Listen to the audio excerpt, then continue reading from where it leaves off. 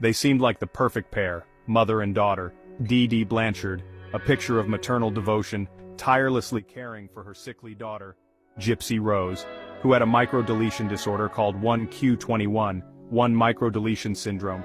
Gypsy liked using a wheelchair because she's lazy and manipulative, but due to Gypsy microdeletion disorder she was plagued by a litany of ailments. Gypsy Rose evoked sympathy and concern from all who crossed their path. Their story, however, was far from a fairy tale. It was a chilling illusion, meticulously crafted and cruelly maintained. Behind Gypsy Rose's sweet facade lurked dark secrets, BDSM role-playing with men ages from 35, 50, stealing non-stop at every store. Her mom, DD, had to take the blame all the time, because she thought her daughter was sick. Their bond, seemingly unbreakable, was built on a foundation of manipulation and deceit. DD, suffering from asthma, GERD, thyroid disease, diabetes, hyperlipidemia, endometrial cancer. DD had many surgical procedures done, including hernia repair, appendectomy, tonsillectomy, hysterectomy, cholecystectomy.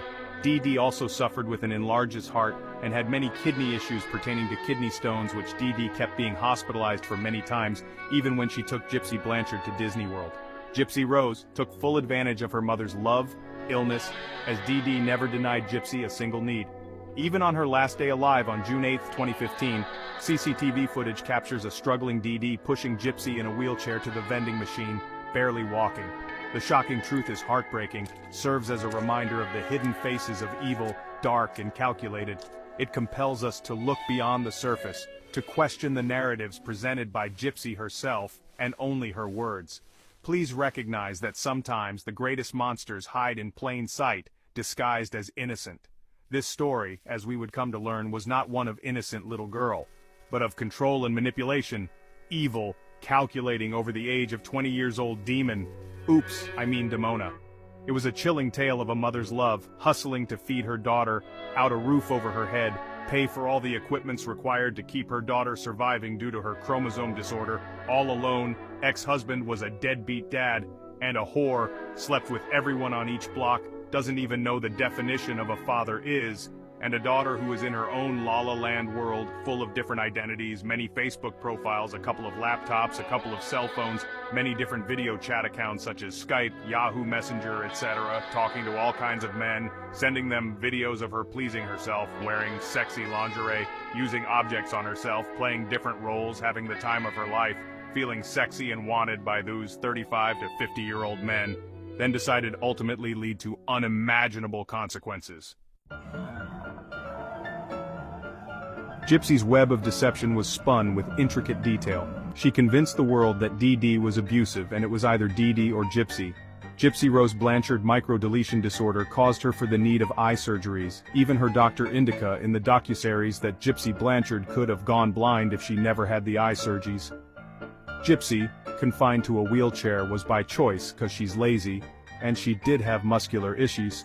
She still talks about how her thighs tingle when she walks for some time. She'll have to stop and rest.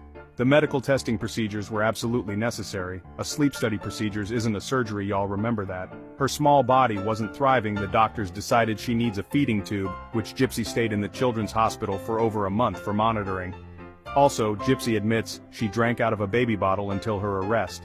And as of March 3, 2025, her weight went down to 119 pounds and she indicated she's not sure why she's losing weight.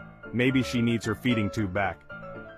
DD tried her best to provide for her daughter and her daughter's needs, but Gypsy overplayed the sick kid with heartbreaking authenticity to her mom and the public. She's still doing the role plays as we all witnessed.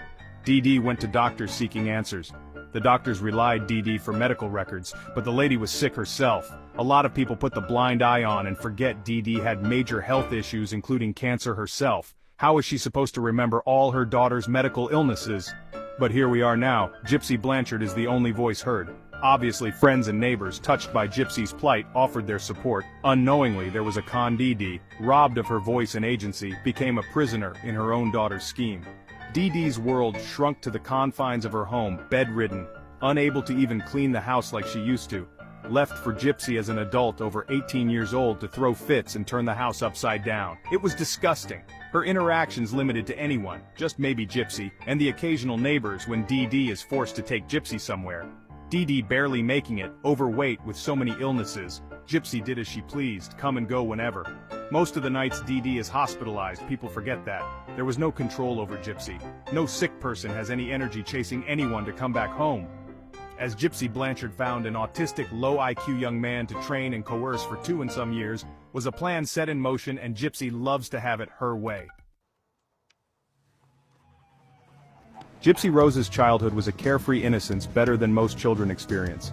Filled with Disney trips, VisionCon trips, unlimited movie theater nights, anything she wanted Gypsy did have normal doctor's appointments, medical tests, and treatments, as well as anyone with any type of disorder to get to the bottom of it and make sure the child is safe. Dee Dee did everything in her powers to make sure her daughters remained happy. She felt bad her daughters was sick, and she's abnormal. What a mom to do. Make up for it. Anything my daughter needs, even if I have to steal. Put GoFundMe to get help with funds. After all, Dee Dee had no one supporting her. Yes, everyone gave her a call to yap, no problem there. We all can call and gossip. Christy Blanchard was the first nosy, jealous, scheming, man-stealing, alcoholic, prescription drug-using woman that dials Dee Dee's phone number. Maybe out of guilt, maybe to just feed off her ego, who knows? But Christy Blanchard called for sure. Dee Dee had Gypsy homeschooled to monitor her almost blind eye. Not eating, seizure-having, weak muscles, small, here baby girl, nothing happens to her. Nothing wrong with that. Dee Dee and Gypsy we it, while Rod Blanchard going around making babies with different women in the city, and then leave to get on the boat away from the babies he made. Gypsy Blanchard in 2011 tried to end her mom's life for God knows what reason. Gypsy indicates in her book she picked up a dagger and a gun, and started shooting and unloaded all the gun in her mother. As her mother ran to the bathroom, Gypsy followed her, still threatening her mother with the dagger. Gypsy Rose Blanchard had a whole different lifestyle behind her mother's back. She had so much freedom. The only reason Dee Dee went to go get Gypsy Rose after she first ran away was because the people who lived in that house called Dee Dee to come get her daughter. What do you think a mother should do? Like, my daughter isn't wanted. No matter how sick you are, a true mom will forget her pain and goes to rescue her child. That was proven in a court document from Dan Glidewell testimony. As Gypsy Rose Blanchard spent countless hours making videos and threatening Nicholas Godejohn for over 2 years to take the fall, Nicholas Godejohn disappointed Gypsy Rose when he forgot the rehearsed story and didn't take the whole fall. Now Gypsy Rose going around saying he's a monster, he was abusive, all these names. When forensic analysts provided evidence of all the videos, messages that Gypsy Rose sent to Nicholas was all her own. Just a few scripts from Nicholas for sex, but everything was planned, organized, created, and executed by Gypsy Rose Blanchard. Gypsy Rose doesn't know how to live an honest life. Whatever caused her down a dangerous and irreversible path, we will never know the truth. We can only speculate that the con was coming to an end, and the fact her mother was beyond ill, and she doesn't want to take care of anyone, she just want to play with boys. We will never know, but we can so far see from her actions.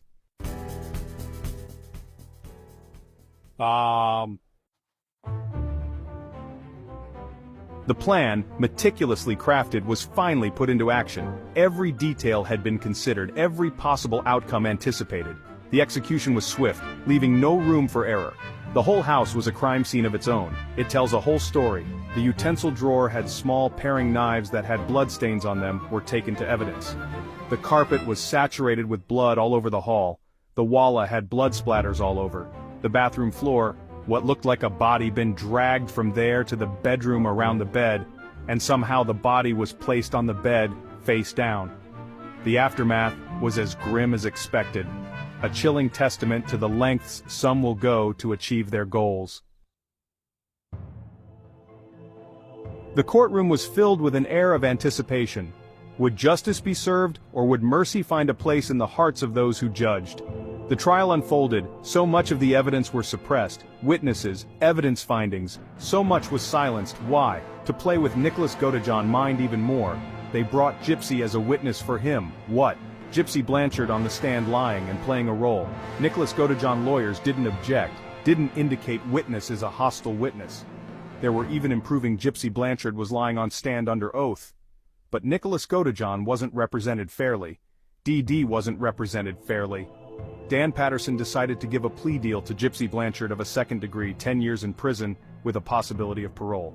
Nicholas Godejohn wanted the same treatment. His autism and ASG syndrome didn't allow him to comprehend a single thing. He was a boyfriend-girlfriend, we should be equal mentality type. It's pretty sad. Gypsy Rose, now behind bars, begins to experiencing sexual relationships with inmates. Letters from men all over the world, causing issues with other inmates. She starts to her relationship with Melissa Moore, the happy-faced daughter killer. Melissa Moore's dad, who was a truck driver, went from state to state raping and murdering women. Melissa Moore wanted to make a murderer famous since she couldn't do it herself. This period of introspection leads Gypsy Blanchard to a worse path of no remorse, no care, and loves the attention. Gypsy Blanchard learned nothing while she was incarcerated except how to steal other people's stories and make them her own to make herself sound more pitiful to others. It's a time of awakening as she begins to see the world through a new lens: money, greed, sex, lies, more cons. Ryan Anderson, a special EDS teacher, made a bet with his coworker/friend to write an inmate a letter. Ryan decided he'll write Gypsy. Gypsy Blanchard is very calculated, remember that. She looked at his credentials and thought he's the perfect man on paper for the parole team to see. What does Gypsy do then?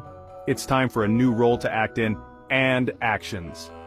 Gypsy Blanchard played the in-love game with Ryan, who is low self-esteem, big man, and thought it was pretty cool that Haya GF is on TV.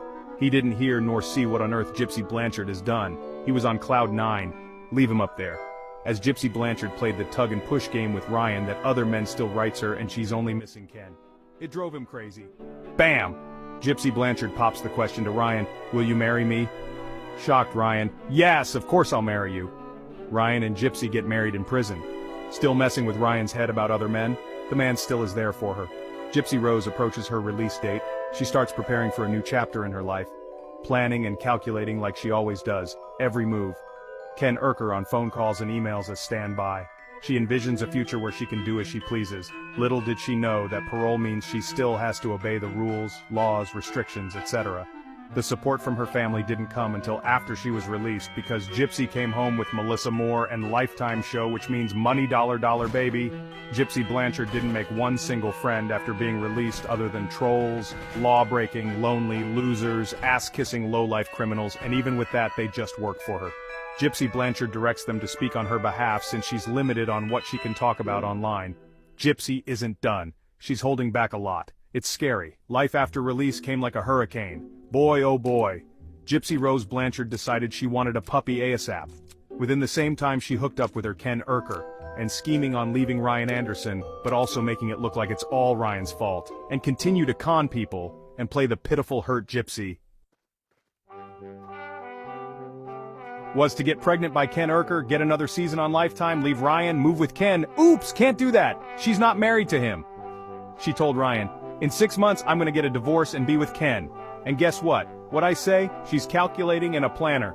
Gypsy Blanchard got divorced, faked a whole pregnancy, wrote a book that seems to be a sex book, broke many parole violations that we can't keep up with, traveled, possibly bought a house and lives by herself or with Ken, bought a car, got her license, mass-reported content creators, threatened content creators, and Ken still won't marry her. Lied to Kim Kardashian about Gypsy Blanchard not being allowed to receive therapy in prison. Started an infiltration team to make sure Nicholas Godejohn won't ever see the day outside. Gypsy Rose Blanchard is the one who did the entire act herself. She only made Nicholas Godejohn think he did. Thank you for watching. Please do your research before believing anyone's words, especially if the other person isn't alive to defend themselves, or if someone has been silenced out of hope or fear. Be kind to one another, and keep each other safe. Stay tuned for more stories that touch the heart and inspire the soul.